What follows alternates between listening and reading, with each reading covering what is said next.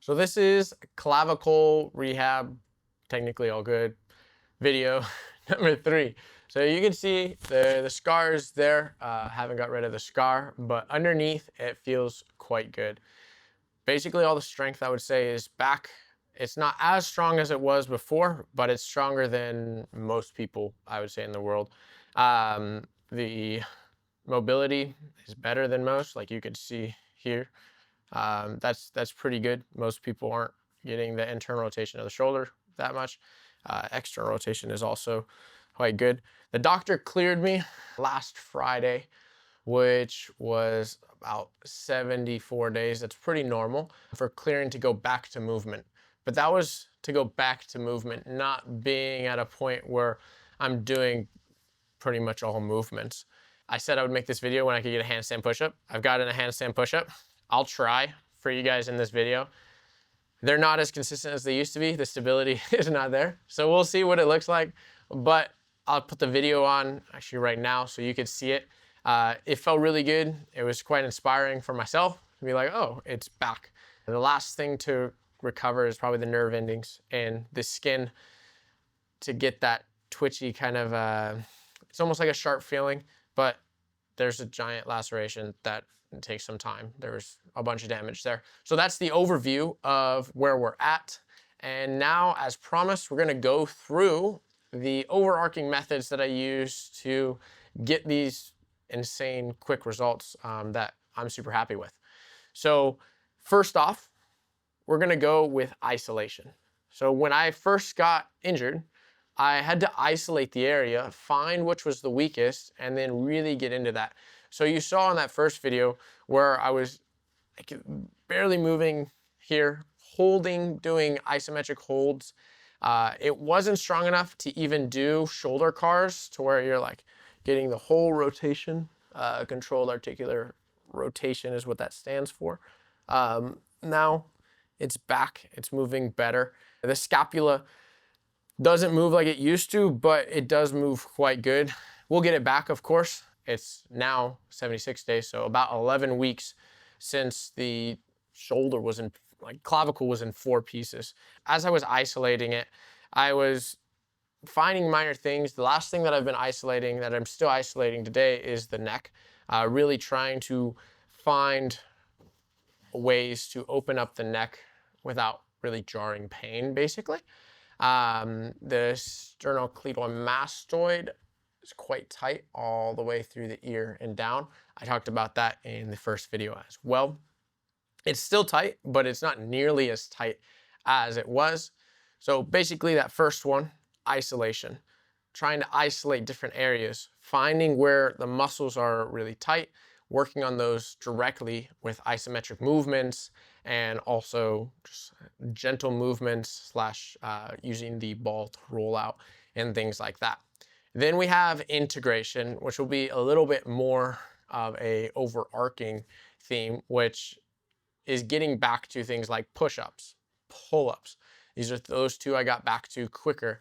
And then I got back to dips, slow pull-ups, the handstand push-ups, the neck press, different things like that are the integration aspect. So starting to get back to full range of motion movements. If I'm looking at the leg, it's like, okay, we're gonna talk about the ankle, but then the integration is being able to squat. So when I look at the shoulder, we're gonna talk about the shoulder, which has a ton of movements that are tied around it, but more specifically, what's tied to the clavicle. That's that isolation. And then how can I move the arm as a complete unit, doing external rotations and things like that to get open. The top 4, I put 5 up, but the top 4 movements that I would say is the external rotations, but doing different variations, not just doing the typical hand on knee variation with the external rotation, but doing variations where you're here and you're actually working to open all the way up. I'll put a video on screen of me doing this variation with 25 pounds, opening the shoulder all the way up, even though it was the right one. Open the right shoulder all the way up, stretching the external rotation, and then getting back into it, getting into the internal rotation, stretching that as well. So finding different ways to move the shoulder pullovers. I did a 2-minute pullover. It was just super slow all the way through, feeling the shoulders remodel as I get the integration movements back in. And why that is integration is I'm checking my elbows as I go through it. How are my elbows moving with the pullover? How are my shoulders moving? All of these things come together to give you the results that you're looking for. You want to be able to do a handstand push-up, or I wanted to be able to do a handstand push-up. I needed to be able to have my arms straight above my head, and not just have my arms straight above my head, but I needed to have weight above my head as well. So I used the bar. So the best way I know how to do that is using free weights to work on that stability at measurable amounts. So starting with the bar, just holding it above your head, locking in, doing scapula elevation, depression as I go through it. Like these movements, and I worked this for quite some time, even doing things like this, holding, moving the rest of the body. All of those things tied together to get me to be able to be confident doing things like this, you know. So obviously there's not balance there, but that's not the point. Is that I could take that force and that the movement isn't challenging with that. So that brings us right into the next section, which is improvisation, which is moving the body and you could say unforeseen areas. So everything we do in the gym, primarily what you're seeing in the gym, is going to be the integration aspect. You're doing compound movements or isolation. You're doing very isolated movements. But when you get back to improvisation, which when you look at it, sports are improv. You're moving in an uncontrolled environment that can be dangerous. But if we can take that away from sports and start to do things like rope flow, where you're moving the rope. Let's see if this works with indoors. You guys see how smooth that was? So as you're doing rope flow, it's here. I'm gonna be fine. So as you're doing rope flow, since this inside is not ideal, but I can go this way. When you're doing rope flow, we're back, we're focused. There'll be a video up of me doing different rope flow movements. You open up your shoulders as you go through it. So being able to go on top and then wrap back around. Super smooth right there. I should just stop doing it inside. What rope flow was super key for me to start moving my shoulder in uncontrolled patterns before I got back to sports. So because I wanted the confidence to get to sports when it comes to playing futsal was first, and then it was basketball.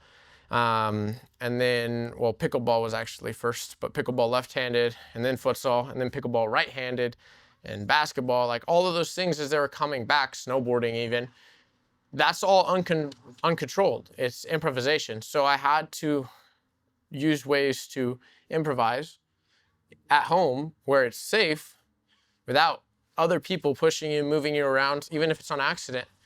So I could feel confident for that and know that my shoulder was prepared for that. Handstands are also improv. So you don't know what's gonna happen when you go up. So if I'm balancing here and I start like tilting, like all of this stuff is uncontrolled. If I go up and I'm holding and I start having to go like that, like in that moment when I had to take the step with my hand, like this hand took all the body weight. If I can't do that, the clavicle re-breaks. That's not good, as you know. So doing handstands on the wall first was something I did where I would go to the wall. Oh, I'm not on the wall yet. There we go. And then I would slightly move hands up like this, just to know, okay, I can do it comfortably without the balance. Now, can I do it slightly with the balance? As that thing comes together, you can start testing it, moving to the handstand push-ups. And I'm not saying that you need to do a handstand push-up if you break clavicle. It's just a goal of mine so that I got back to it. But all of that comes together with the improvisation. To just move, teach your body to relearn to move. You see people on Instagram doing like, a lot of people will say funky movements.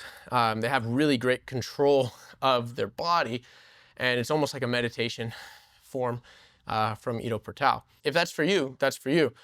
I don't do a ton of that. What I do, a lot of movement that opens up areas and allows me to get back to things much faster.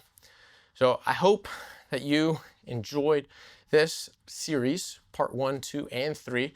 And if you did break your clavicle, I wish you the best in recovery, because I know how painful it can be, especially after that surgery, or even just when it breaks. It's like the arm feels like it can't move. But know that there's a brighter future ahead. I can hold my body with one arm.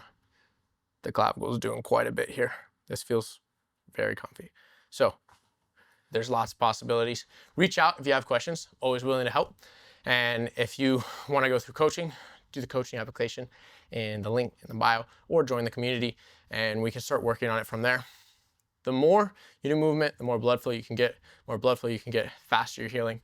Also, there's nutrients and other things that we can talk about as that goes deeper. But overall, movement is cure to so many different illnesses, pains, things like that. So start moving and make that your number one, and then move from there. Enjoy.